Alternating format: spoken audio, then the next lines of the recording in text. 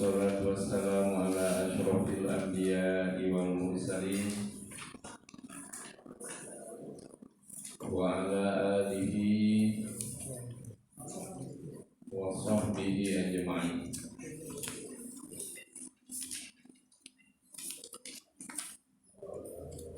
Allahumma sholli ala sayyidina Muhammad wa ashghil zalimina bil zalimin wa akhrijna min bainihim salimin wa ala alihi wa sahbihi ajma'in. Hasbunallahu wa ni'mal wakil, ni'mal maula wa ni'man nasir.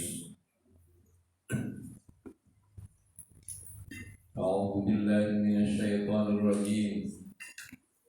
Bismillahirrahmanirrahim. Subhanalladzi asra bi'abdihi lailan minal masjidil haram ilal masjidil aqsa alladzi barakna haulahu linuriyahu min ayatina innahu huwas samiul basir. Sadaqallahul adzim. Anak-anak sekalian dan para jamaah yang dirahmati Allah, malam hari ini kita tepat tanggal 27 Rajab tahun 1442 Hijriah. Sebuah peristiwa besar, peristiwa agung terjadi 1400 tahun yang lalu. Ya, 1400 tahun yang lalu. Ya, 1442 tahun yang lalu. Peristiwa mana yang memberikan pelajaran yang sangat penting bagi kehidupan kita sebagai kaum muslimin. Peristiwa yang akan terus memberikan semacam inspirasi, ya, inspirasi kepada orang-orang yang mau berpikir. Karena peristiwa tersebut kalau didekati dengan pikiran, dengan akal pasti sulit ketemunya. Pasti orang akan mengatakan bagaimana mungkin hanya dalam waktu satu malam, bahkan tidak sampai satu malam, karena Nabi berangkat itu sesudah sholat isya, kemudian sudah tiba kembali di bumi itu, di Baitul Maqdis itu sebelum subuh.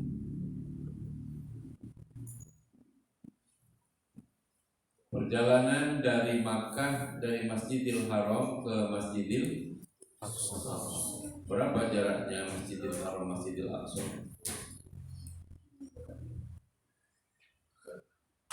Jadi Masjidil Haram, Masjidil Aqsa itu kalau naik pesawat yang kecepatannya 900 km per jam. Jadi kalau anak-anak pergi ke Arab, ke Mekah, atau ke Turki, itu kecepatan pesawat itu 900 km per jam, sedangkan sampai 1000. Kira-kira kalau dari sini ke Surabaya, 1 jam nyampe. Itu kira-kira butuh waktu 3 jam. Berarti cukup jauh.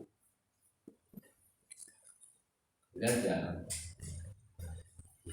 Kemudian dilanjutkan perjalanan dari Baitul Maqdis ke Sidratil Muntaha. Berapa jaraknya? Jaraknya itu kalau menurut surat Al-Ma'arij dan malaikat itu Setiap malam siang ini bergantian. Nah ini mau bergantian nih ya. Perjalanan semalam, perjalanan malaikat itu digambarkan sama seperti 50.000 tahun. 50 waktunya nih ya. Itu ditempuhnya 50.000 tahun. Kalau ukuran kita. Ukurannya jauhnya banget ya, jauhnya luar biasa.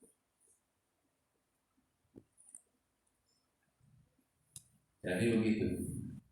Jadi dengan demikian maka biidznillah dengan kuasa Allah ya itu sudah bisa dijelaskan karena malaikat juga sudah biasa turun naik setiap biasa. Cuman kemudian ada lagi orang yang menyangkalnya begini, bukankah benda-benda itu kalau dengan kecepatan tinggi itu naik atau turun ke bumi dari langit itu dia akan hangus terbakar. Contohnya meteor, ya kan? Meteor itu hangus sebelum nyampe di bumi. Kalau nggak hangus, buminya ya hancur. Contoh misalnya di atas berupa awan, gumpalan-gumpalan es, dia jatuh dari airnya sudah tidak jadi es lagi. Jadi akan hancur. Nah, jadi seperti itu. Tapi kan terjawab juga, buktinya malaikat tidak hancur. Jadi dengan kuasa Allah itu tidak sulit. Kemudian saya sering menggambarkan kalau manusia kan bisa lari cepat, kalau semut bisa lari cepat tidak? Seperti kita. Jadi 10 langkahnya kita entah berapa jam bagi semut untuk menjalaninya. Jadi kalian dari asrama ke sini ya nggak ada 2 menit lah. Tapi kalau semut yang berapa jam itu? Bisa nggak semut itu sampai di masjid sama seperti kalian? Bisa. Ya? Bisa tidak? Nah, bisa tidak? Bisa. Loh, bisa tidak? Bisa. Bagaimana caranya? Diperjalankan. Caranya gampang, ambil semutnya, masukkan saku kalian, kan? Ya kan? Jadi kalian nyampe masjid, semutnya nyampe masjid. Kalian nyampe Madinah, semutnya sampai tuh, bisa kan? Kata semut yang lain, itu semut dari mana? Kata semut Madinah nih, Dari Jawa. kata semut Madinah, ini semut dari mana kok? Aneh, kok janting kan? Kok Ant-Man. sawo matang? Loh, emang ini daerah mana? Kata si semut itu, ini Madinah kamu. Madinah, Madinah itu kan jauh. Saya itu di Sekarwangi, Cibadak. Saya itu di Sekarwangi, Cibadak. Kamu Sukabumi, Sekarwangi, Cibadak itu daerah mana? Indonesia. Indonesia, Jawa Barat. Jawa Barat dekat puncak ya, dekat puncak katanya. Kan artinya puncak orang sana itu ya, dekat puncak katanya. Oh iya iya. Ya, Kak, jadi bagaimana kamu bisa nyampe sini? Saya juga nggak tahu kan. Oh, rupa-rupanya ada jamaah haji yang itu dia numpang Saku. di sakunya. Begitu sih, ada semut di sini, turunin di situ sama jamaah itu. Jalan-jalan dia di situ, ada gula, ada ini, dia makan ini, ketemu sama yang lain. Wah, panggil teman-temannya itu. Ada warga baru katanya.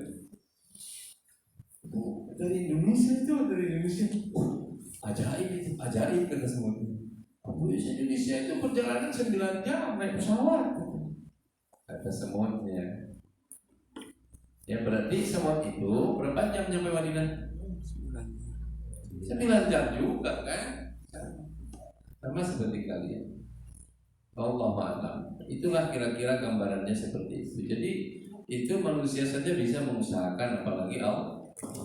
Nah, oleh karenanya kita tidak terus bermaksud untuk meneliti hal seperti itunya, akan tetapi kita mari buka apa sesungguhnya pesan atau ajaran utama dari Isra dan Mi'raj. Baik, coba dibaca bersama-sama dulu ya. Ayo, yang tidur dibangunin. Ini sudah langganan, ini yang tidur sudah langganan harus sama namanya Mr. Randy. sudah langganan ya. Jadi nanti nggak dapat terus itu ilmunya. Ya mudah-mudahan masih bisa nangkep ya walaupun nangkep. Baik. A'udzu billahi minasy syaithanir rajim. A'udzu billahi minasy syaithanir rajim. Bismillahirrahmanirrahim. Bismillahirrahmanirrahim. Subhanalladzi asra bi 'abdihi lailan minal masjidil haram. Subhanalladzi asra bi 'abdihi lailan minal masjidil haram. Minal masjidil haram ilal masjidil aqsa alladzi barakna hawlahu. Minal masjidil haram ilal masjidil aqsa alladzi barakna hawlahu. الذي باركنا حوله لنريه من آياتنا الذي باركنا حوله لنريه من آياتنا إنه هو السميع البصير. إنه هو السميع البصير. Ya. Subhanalladzi, subhana maha suci ya. Alladzi asra bi 'abdihi lailan. Allah yang memperjalankan hambanya di malam hari. Nah, inilah yang disebut peristiwa Isra. Jadi itu perjalanan malam hari. Dari mana? Minal masjidil haram Minal masjidil harami Ilal ilal masjidil aqsa. Dari masjidil haram ke masjidil aqsa. Masjidil haram adanya di Makkah, Masjid Aqsa adanya di Palestina. Tadi jaraknya udah kira-kira seperti itu. Nah, ini perjalanan malam yang disebut Isra. Alladzi barakna haulah. Kata Allah yang kami berkahi sekitarnya. Berarti sekitar Masjidil Haram Allah berkahi. Sekitar Masjidil Aqsa Allah. Ini dua tempat yang penuh dengan keberkahan. Apa artinya? Artinya ini sebagai sebuah pelajaran bagi kita semua bahwa di mana masjid Allah dibangun, disitulah berkah Allah akan diturun. Dengan catatan masjidnya betul-betul dimakmurkan. Menurut penjelasan dari bumi itu selalu ada cahaya yang memancar ke langit itu. Pertama adalah dari masjid-masjid Allah. Makanya kalau dilihat dari atas dengan satelit keliling di muka bumi ini, ada yang memancar dari bumi itu dengan sinar yang paling apa itu? Memancar cahaya yang luar biasa, Itu ternyata setelah turun diperhatikan itu adalah Masjidil Ka'bah Baitullah. Gitu. Nah, sama seperti misalnya Masjid Al-Ummah ini setiap hari dibaca Quran, dipelajari Quran, di dalamnya orang senantiasa berzikir, beribadah kepada Allah, tidak ada pergunjingan. Isinya hanya beribadah, berzikir kepada Allah. Dari masjid ini memancar cahaya ke atas. Gitu. Kemudian yang kedua adalah dari rumah-rumah yang di dalamnya senantiasa dibaca, dipelajari Al-Quran. Itu. Jadi punya rumah, dalamnya dikaji, dipelajari Al-Quran, tidak pernah putus-putus, itu akan memancar. Pesantren misalnya akan memancar cahaya di sana. Maka dianjurkan bagi setiap keluarga Muslim apabila mencari rumah tempat tinggal, nah dianjurkan agar supaya pertama carilah yang dekat dengan tempat ibadah. Jadi jangan hanya mencari murahnya. Sama juga mencari sekolah. Mencari sekolah itu carilah sekolah yang mengutamakan masjid-masjidnya. Kalau sekolah negeri itu pada umumnya nggak punya masjid, karena musolanya kecil banget. Ya sekarang udah lumayan lah, sudah mulai ada. Ya dulu waktu SMA juga begitu, 3 tahun, baru kemudian setelah saya kelas 3, kelas 2 itu bangun masjid, bikin panitia saya itu. Di masjid di tengah-tengah saya, sekarang masih ada masjidnya. Kalau saya pulang saya mampu. Sebelumnya nggak ada, sholatnya di tempat kecil, padahal muridnya banyak, persis seperti pabrik. Pabrik itu karyawan buruhnya itu 6.000, masjidnya ukuran 4 kali 10. Bagaimana? Ya, makanya di sini disebut kampus masjid, kampus Masjid Al-Ummah, kampus yang dibangun dengan semangat Jadi sebetulnya pelajaran dari ini. Nah itu juga rahasianya mengapa kemudian pada waktu Nabi hijrah itu begitu sampai di Madinah di suatu tempat namanya Quba, Nabi itu membangun pertama kali adalah masjid, kemudian masjidnya disebut Masjid Quba. Yang sudah umrah pasti ke sana. Sudah pasti ke sana ya, Masjid Quba. Begitu ya. Nah, apalagi sekarang anak-anak sekalian ini promosikan, ajak tetangga, teman-teman kalian agar supaya bergabung dengan sekolah-sekolah, dengan pesantren seperti ini. Yang lain-lain itu nggak bisa masuk zaman corona, kita masuk dan nggak apa-apa, sehat semuanya. Kalian yang beruntung, nah kita punya masjid. Orang negeri belum ada yang masuk. Di sini juga yang sekolah nggak masuk, tapi yang pesantren bisa masuk. Nah ini istimewanya. Maka ajak tetangga, teman-teman, saudara, famili untuk mendaftarkan ke sekolah-sekolah, ke pesantren seperti Al-Ummah ini. Pesantren sekolah yang mengutamakan masjid. Nah ini yang pertama ya, barakna haulah linuriyahu min ayatina, agar kami perlihatkan kepadanya dari ayat-ayat kami, kekuasaan kami. Jadi rupa-rupanya Allah mengisrakan Nabi ini. Allah ingin menunjukkan ayat-ayatnya. Ayat yang mana? Ada 2 ayatnya nanti ya.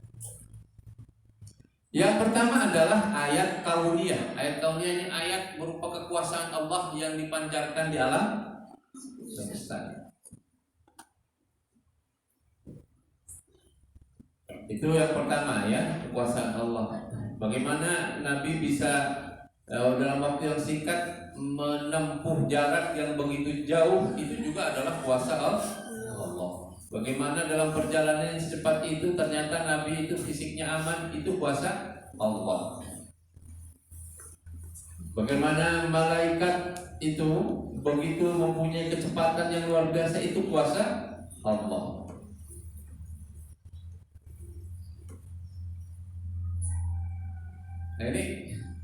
Nah, di sisi yang lain ternyata menurut penjelasan hadis bahwa pada saat Nabi melaksanakan Isra dan nanti dimi'rajkan oleh Allah itu ada beberapa ajaran yang disampaikan Allah kepada Nabi Muhammad SAW.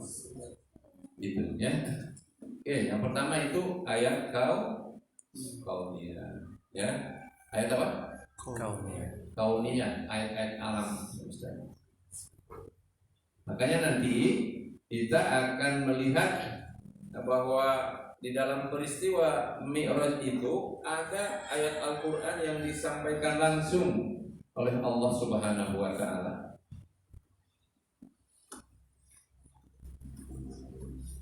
Innahu huwas samiul basir, sungguh dia Allah Maha mendengar dan Maha melihat.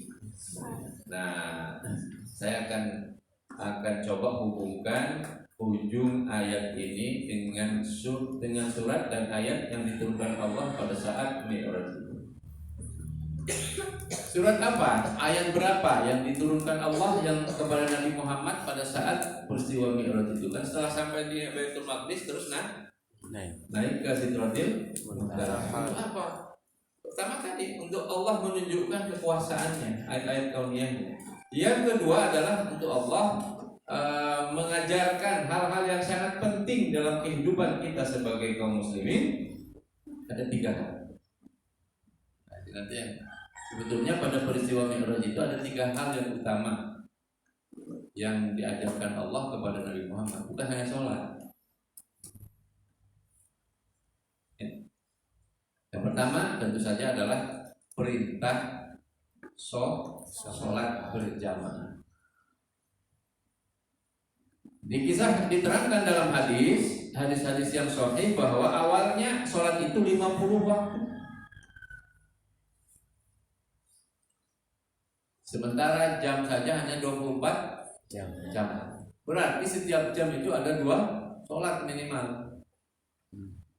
Ya kan? Berarti setiap setengah jam sholat. Setengah jam sholat. Itu dulu awalnya. Setengah jam sholat. Akhirnya begitu Nabi sudah turun, ketemu Nabi Musa bilang, Muhammad dapat apa? Kira-kira gitulah. Aku diperintah sholat 50. Kata Nabi Musa, jangankan 50 katanya. Kaum gua aja lebih kuat fisiknya katanya. Gak akan kuat. Minta lagi nawar. Kira-kira gitu. Sampaikan lagi, diturunkan. Kemudian setelah turun, jangan segitu, minta lagi. Bolak-balik Nabi Muhammad itu. Ini juga sebuah pelajaran bahwa dalam hidup ini ketika kita untuk diri sendiri silahkan mau sepanjang apapun sholatnya gitu. Tapi begitu menyangkut orang lain, orang umum itu harus yang tidak memberatkan. Berarti misalnya begini, kalau sholat subuh di sini kalau bapak baca surat Ar-Rahman sampai selesai, kalian udah tidur semua kan? Udah tidur itu, juluk gitu. Itu ceritanya ada ustadz dari Jogja, dari Sukabumi datang ke Jogja. 1 bis itu, 2 bis waktu itu. 150 orang, berarti 3 bis ya. 3 bis. Kemudian sampai di Jogja karena menjelang subuh, akhirnya turun di masjid. Di Jogja itu sudah terbiasa sekarang kalau salat subuh itu rakaat pertamanya itu panjang. Ya kita sedang dalam keadaan ngantuk begitu. Allahu Akbar. Begitu. Allahumma amin. Itu dibaca, ya itu surat Ar-Rahman. Bismillahirrahmanirrahim. Ar-Rahman. Ternyata sampai selesai. Kan panjang itu. Jadi sebelah saya itu suratnya. Udah orang ngantuk.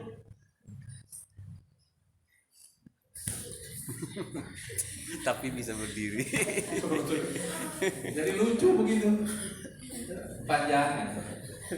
Ya karena yang menjadi imam waktu itu tidak tahu, karena dia sudah berdiri, kita baru datang. Tidak tahu kalau ada tamu jauh. Akhirnya dikiranya itu jamaah yang sudah biasa aja. Kalau jamaah yang ada di situ biasa sampai selesai, tenang aja, dia malah menikmati gitu. Malah kadang-kadang diburu. Saya ingin sholat di sana, enak kalau subuh di sana surat Ar-Rahmannya selesai begitu. Tapi ini udah capek. Begitu. Ini kalau untuk umat sederhanakan, tapi kalau untuk diri, makanya jangan heran kalau Nabi Muhammad itu kadang-kadang kalau di bulan Ramadan itu sholatnya itu sampai terlihat bengkak kakinya, karena satu rakaatnya saja kadang-kadang menyelesaikan surat Al-Baqarah dari 1 sampai 286. Nah, kalian kalau tadarus satu juz berapa menit? 1 jam. 1 jam kan? Kalau bacanya seperti kalian berarti itu 2,5 jam, 2,5 juz. Iya. 1 rakaat itu nah. Tapi Nabi tidak mengharuskan umatnya seperti itu. Malah kata Nabi kalau sedang berjamaah sama orang-orang lihat dulu ke belakang, ada yang hamil, ada yang tua, ada yang muda, ya jangan panjang-panjang lah. Al-Baqarah juga diambil ujung-ujungnya 3 ayat, ambil awal, ambil ujung. Ini yang pertama ya, sholat. Kemudian sampai kemudian ditetapkan 5 waktu. Bahkan menurut Al-Quran itu di situ kalau waktu anunya itu 3, tapi kewajiban sholatnya ada 5. Ya surat Al-Isra itu. Ini sholat tadi dulu kisyamsi ila wasakil lail wa Qur'an al-fajr inna Qur'an al-fajri kana masyhudan. Menurut ayat ini sebetulnya intinya di 3 waktu itu. Jadi waktu siang, zuhur asar, dan waktu masuk malam, waktu malam, maghrib isya, dan waktu subuh. Kewajiban sholatnya dihitung di 5 waktu. Artinya maghrib isya itu dihitung malam, kemudian zuhur asar dihitung siang, kemudian subuh tersendiri.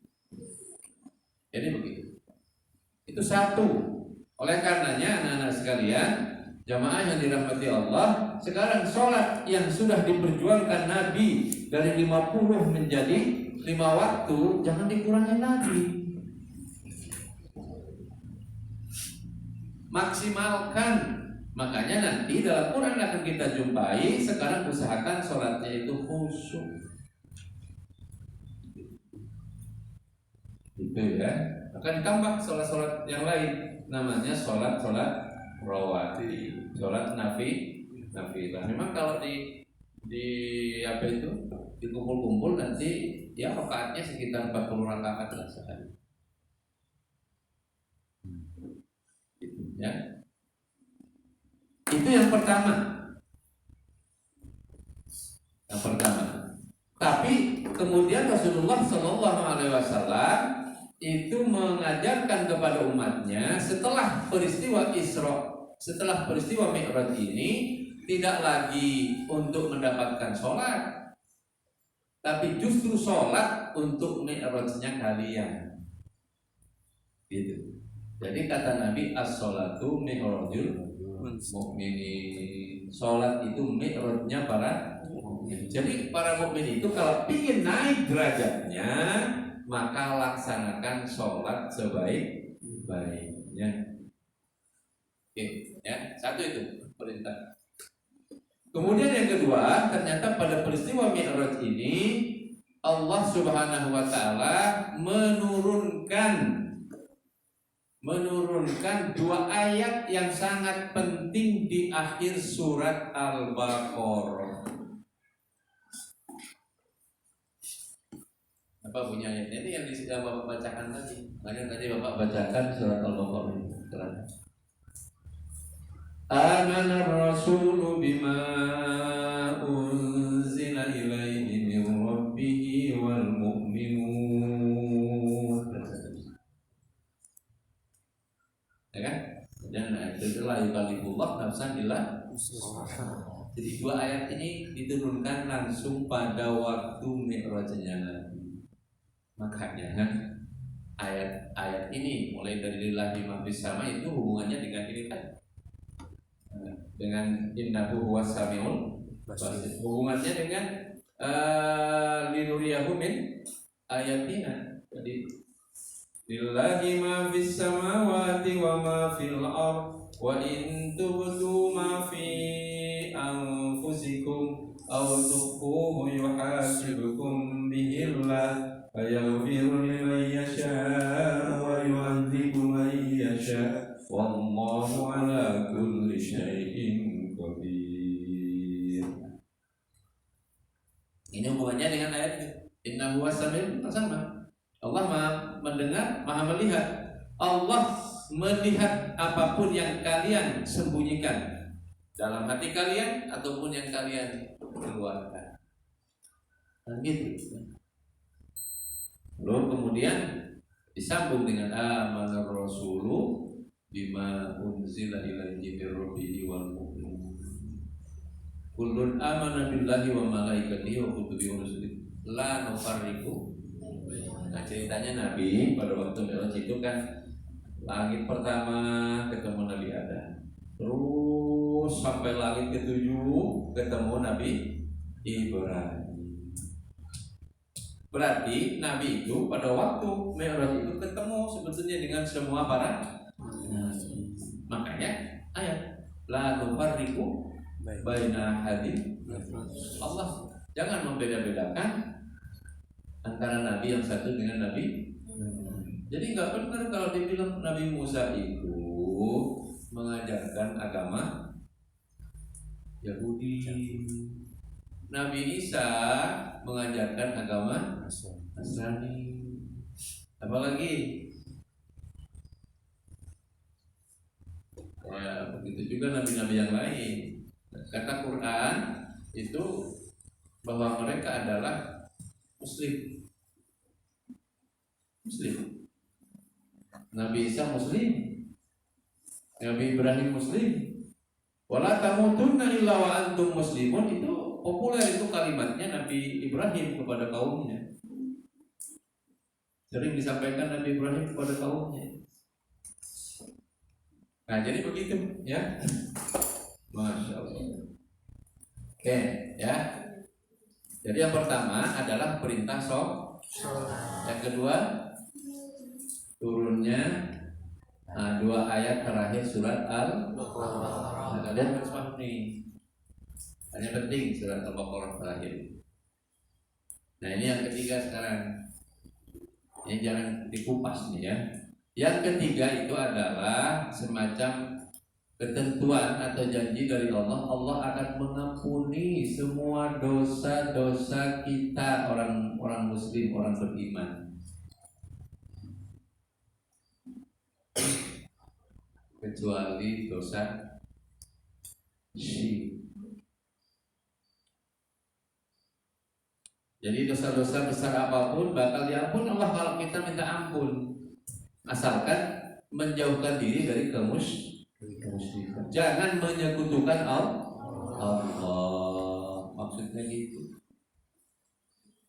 Inilah khasiat. Jangan menyekutukan Allah. Jadi kalau dilihat dari pengalaman Rasulullah ketika di Mi'rajkan itu, di mana Nabi sempat menjadi imam, nabi-nabi yang lain itu artinya bahwa kelak di yaumul akhir itu Nabi Muhammad yang akan memimpin semua para nabi. Makanya syafaat diberikan kepada Nabi Muhammad. Ada dua syafaat di akhirat. Syafaat dari Nabi Muhammad, kemudian syafaat dari Al-Qur'an. Kalau syafaat dari Nabi Muhammad, ada syafaat dari selain Quran, itu kita mencicipi neraka dulu. Karena punya dosa-dosa yang harus dipertanggungjawabkan. Tapi kalau syafaat dari Quran, kita bisa tidak jadi masuk neraka. Karena nanti Qurannya langsung yang datang. Gitu. Nah inilah hikmahnya kalian ya, semuanya itu belajar Quran. Nah sekarang dibikinlah yel-yel oleh Bapak itu bersama Al-Quran kita mulia, bersama Al-Quran kita jaya, bersama Al-Quran kita menang. Itu bukan sekedar yel-yel biasa itu. Kalau orang Yahudi dengar itu marah itu. Orang Yahudi dengar itu marah-marah itu. Nah ini bawa tuh. Yang tiga inilah yang diajarkan oleh Allah melalui peristiwa Isra dan Mi'raj.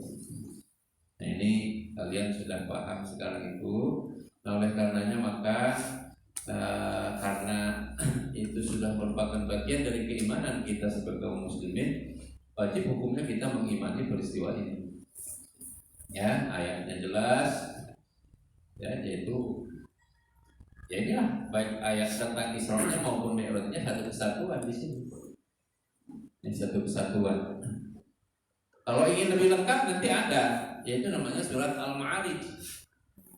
Yang di sana dijelaskan tentang bagaimana sholat khusyuk, sholat daim, dijelaskan ya. Bagaimana pengaruh sholat pada kehidupan setiap manusia. Innal insana khuliqa halu'a, idza massahu syarru jazua, wa idza massahu khairu manu'a illal musolli. Manusia itu akan senantiasa berkeluh kesah. Kalau diberikan kesusahan, kekurangan, dia hampir berputus asa, marah-marah, ngambek. Tapi kalau diberikan kesenangan, diberikan nikmat-nikmat, dia menjadi lupa daratan. Kecuali musallin, orang-orang yang betul-betul melaksanakan sholat. Nah disinilah maka disebut as-sholatu mi'rajul mu'minin. Sholat itu mi'rajnya para. Jadi kalian kalau ingin naik maka sholatlah dengan baik. Itu kalau ingin naik derajat, naik rezekinya, sholatlah dengan baik. Nanti sholatnya itu diimplementasikan dalam kehidupan. Jadi begitu ya. Nah, insyaallah luar biasa pada hari ini saya sempat menyampaikan kepada anda semua, pada jamaah semua. Mudah-mudahan ini bermanfaat ya. Nanti sampaikan kepada keluarga tentang risalah ini, dan risalah ini sangat penting sekali. Nah demikian yang bisa saya sampaikan pada subuh kali ini untuk anak-anak yang sudah melaksanakan ujian. Hari ini terakhir ya. Apa ujian terakhir? Bahasa Inggris. Gampang bahasa Inggris ya. Yes, no, bahasa Inggris.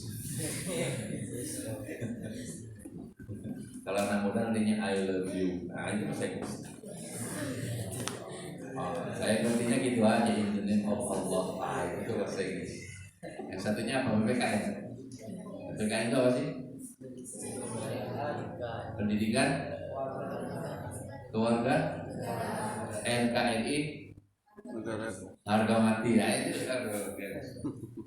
Jadi kalian kita semua insya Allah menjadi warga negara yang baik ya. Umat Islam itu sudah menjadi insya Allah pasti jadi warga negara yang baik di Indonesia ini, karena negara ini dilahirkan oleh kaum muslimin, para ulama, para kiai semuanya ya.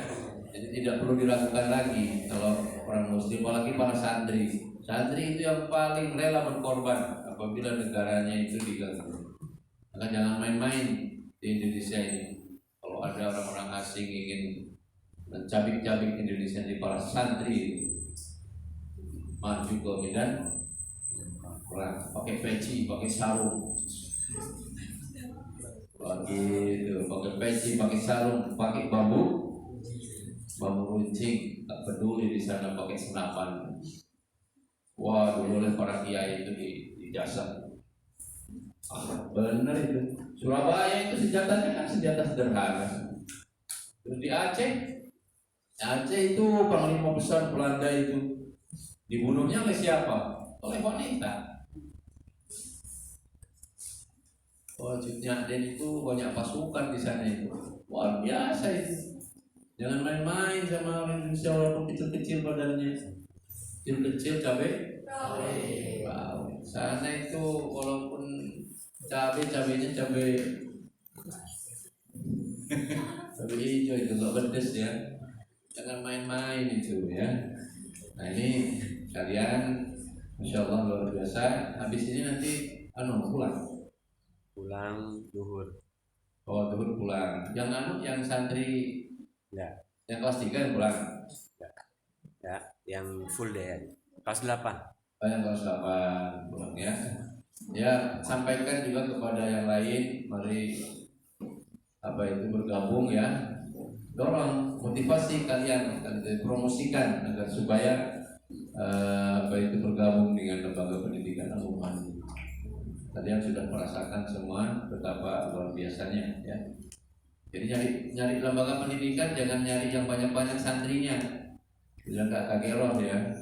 Pengalaman seperti itu ya, kecil-kecil begini nih. Makanya Sulaimaniyah di mana-mana itu paling muridnya 50, 100, paling banyak 200.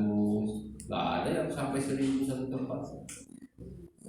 Karena harus terpegang semuanya. Kecil-kecil tapi hebat-hebat hasilnya. Di malam saya mengikuti Teteh Zakia itu muhadharah ya, pakai Quran kemudian terjemah bahasa Turki. Waduh luar biasa, kita juga nggak ngerti. Baru 1,5 jam lebih itu di Zoom begitu kan, diikuti semua itu. Cepet banget, bahasanya cepat, mungkin di sana enggak itu ya, bahasanya itu ada yang dimengerti. Itulah kira-kira gambarannya. Jadi sudah lancar banget bahasa Turkinya itu. Padahal baru 2 tahun ya, apalagi nanti udah beres. Hanya nanti mungkin begitu pulang kita mendirikan sekolah tahfidz bertaraf internasional. Dia kan pengajarnya internasional. Gitu ya. Datang lagi yang lain, ada Fahri, ada Hasan, ada ini yang sudah tambah lagi yang dari Mesir. Wah makin lengkap. Bahasa Inggris, bahasa Arabnya oke, bahasa Inggrisnya oke, bahasa Turkinya tinggal satu lagi tambah bahasa Cina. Hancing dong, paham, mati,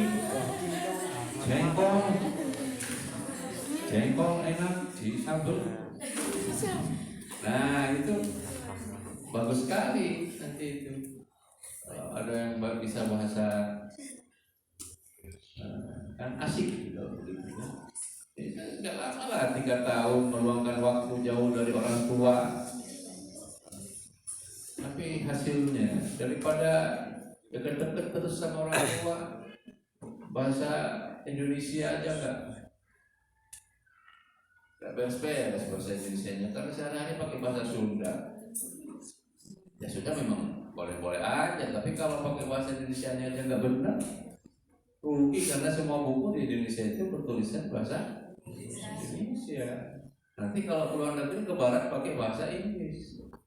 Kalau ke Turki, di Turki itu nasionalisnya tinggi sekali. Di sana jarang mendengar orang pakai bahasa Inggris, bahasa yang lain, semuanya bahasa Turki. Itu juga orang Cina. Orang Cina itu di sana nasionalismenya tinggi sekali. Di mana-mana dari anak kakek-kakek, nenek-nenek yang bodoh-bodoh hancing-cong aja.